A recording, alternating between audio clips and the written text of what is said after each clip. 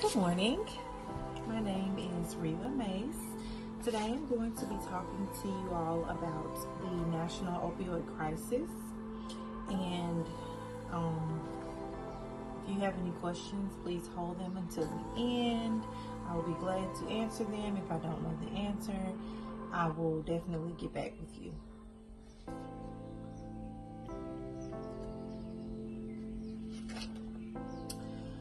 At the end of my presentation, each and every one of you should know signs and symptoms of opioid abuse, should know ways to make a difference.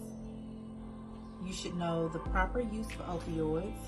You should know the side effects of opioid use, and you should know benefits of opioids when used correctly and other pain management techniques to use other than medications.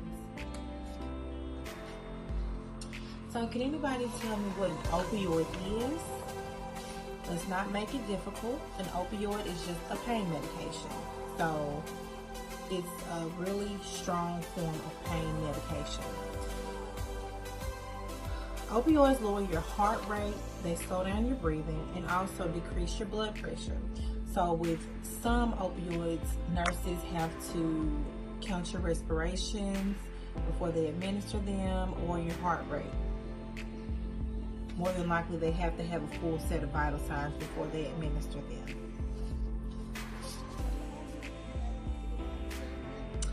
So, drug overdoses are the leading cause of death of Americans under 50 years old.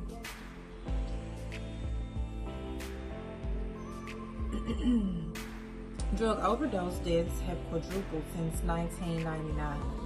Nearly half of opioid overdose deaths involve a prescription drug.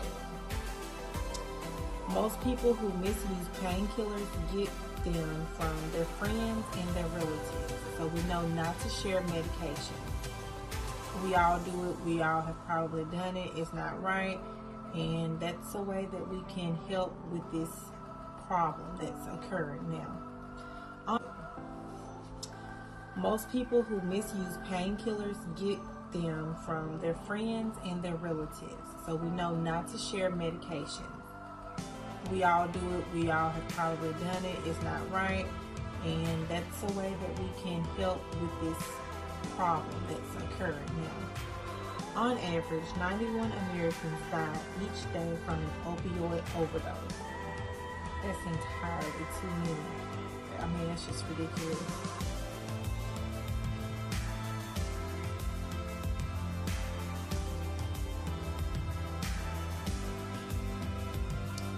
So basically, opioids, they reduce the intensity of pain signals that reach your brain.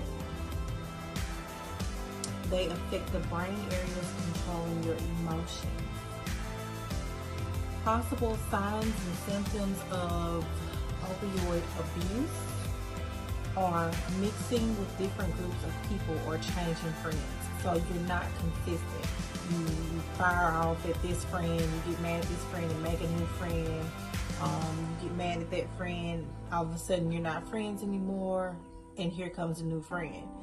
So spending time alone and avoiding time with family and friends, you isolate yourself. You don't want to be bothered. Losing interest in activities. You know, I once liked to play basketball. Now I don't want to do that. All I'm thinking about is getting high off pain medicine, not bathing, changing clothes, or brushing their teeth. So I'm not taking care of my activities of daily living, the things that are necessary for me to make it through the day. I just don't care about. Being very tired or sad, eating more or less than usual, being overly energetic, talking fast, and saying things that don't make sense. Like it makes me think of just being out of my mind. Some more signs and symptoms are being cranky and nervous, quickly changing moods, sleeping at odd hours, missing important appointments, getting into trouble pretty hard to get someone around. And usually when they do come around, or if they do come around, they're like, ow, like what, what did you do? Why did you do that? What happened? So how can you make a difference? If you notice somebody is abusing drugs, or if you think they are, offer help, offer assistance. It's easy to just say, is there something I can do to help you? Or tell somebody else, somebody you may feel like can approach the situation in a better way. Or if you're taking the medication, take it as prescribed. Don't share the medication.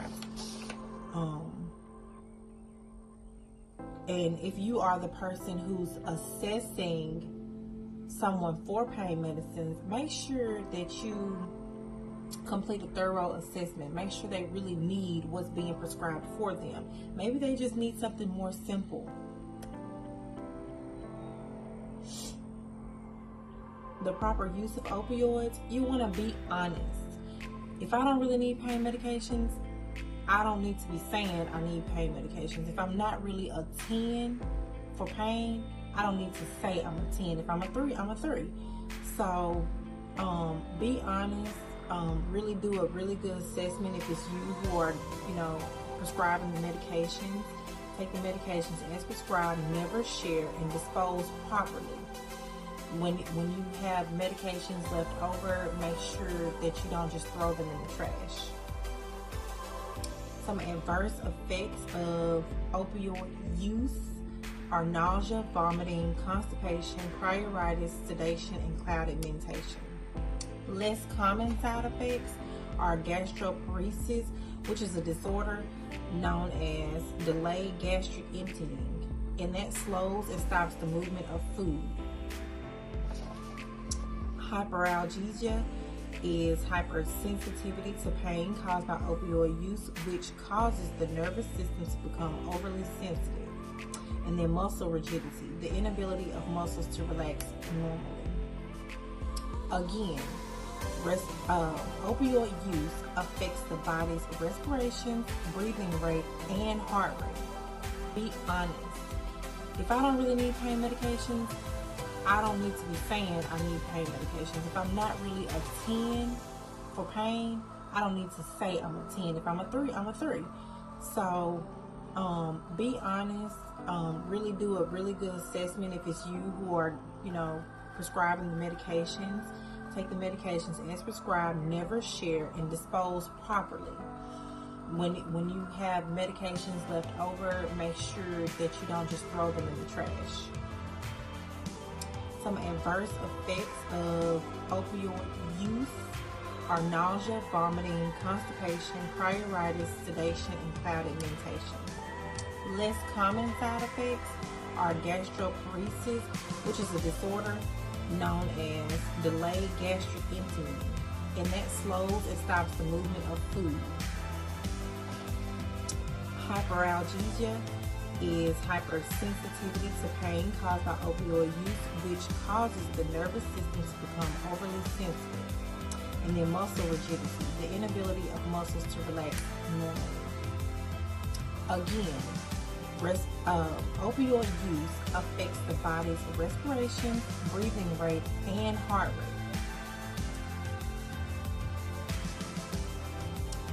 Some of the most common opioids that are used: morphine, codeine, fentanyl patches, hydrocodone. That's a huge one. A lot of people take hydrocodone.